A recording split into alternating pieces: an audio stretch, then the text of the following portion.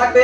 আর ওই গ্রামে যখন সমস্ত মানুষ খারাপ হবে, সমস্ত মানুষ একটি উদাহরণ ধরে হয়তো বুঝতে পারবেন যে একটা গ্রামে একজন সমস্ত মানুষ সেই জায়গাতে নোংরা ফেলে, আর একজন মানুষ যদি সেখানে পরিষ্কার থাকে তাহলে সেই জায়গাটা পরিষ্কার থাকবে না, কারণ সকল মানুষ সেখানে পরিষ্কার ফেলে। তাই আপনি আপনার সন্তানকে ঠিক করছেন যেভাবে, সেইভাবে আপনার প্রতিবেশী সন্তানের প্রতি আপনার কর্তব্য বা দায়িত্ব রয়েছে।